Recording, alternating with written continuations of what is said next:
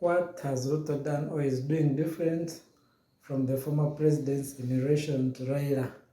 Because you used to get former presidents, Raila managed to get a handshake or government sharing or posts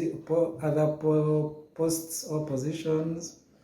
But with Ruto, he has got actually many strikes as opposed to the former government, but he's still standing still. So what is he doing different?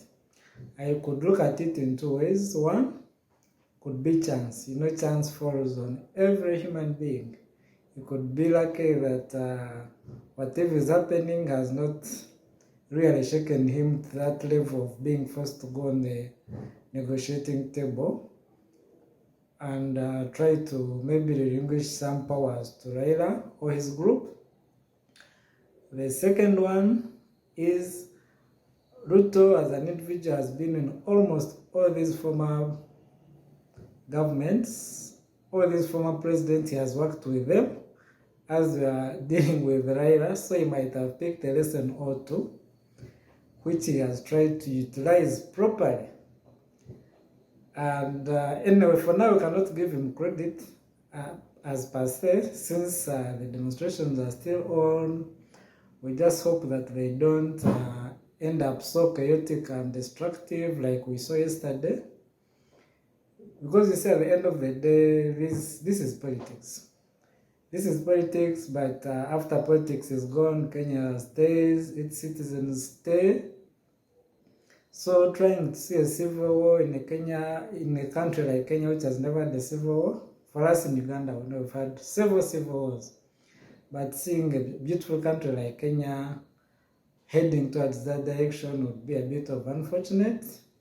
So whoever is playing their cards, just pray that surely you play your cards properly. You say you're trying to, you say it's your right to practice democracy. Of course, demonstrations are part of democracy.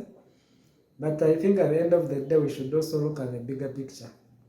The bigger picture is Kenya as a whole, not Kenya for individuals, politicians.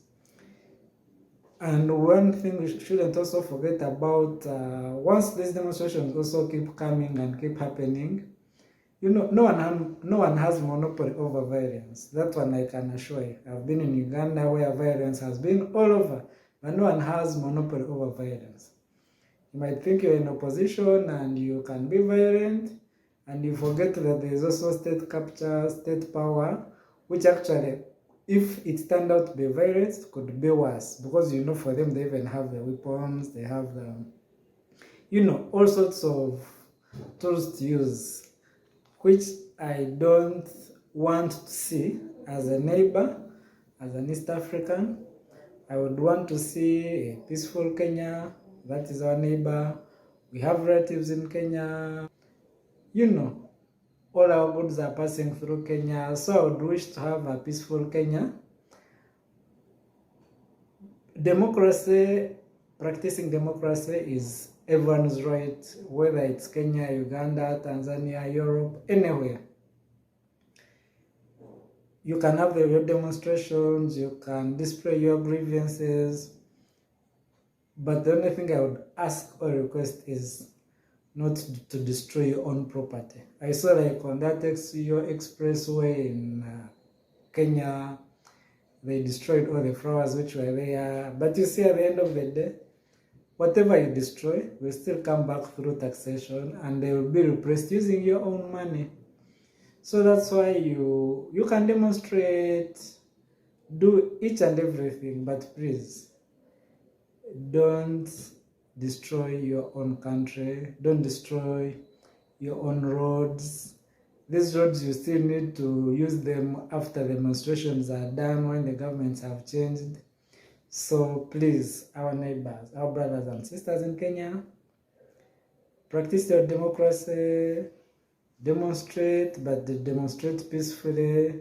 Try as much as possible to avoid destroying property. You might be destroying property and you're destroying property of your own brother or sister or relative. So all I can say as my conclusion is I wish you all the best as you try to promote democracy through demonstrations, through dialogue, through each and every means possible. I wish you all the best. Bye-bye.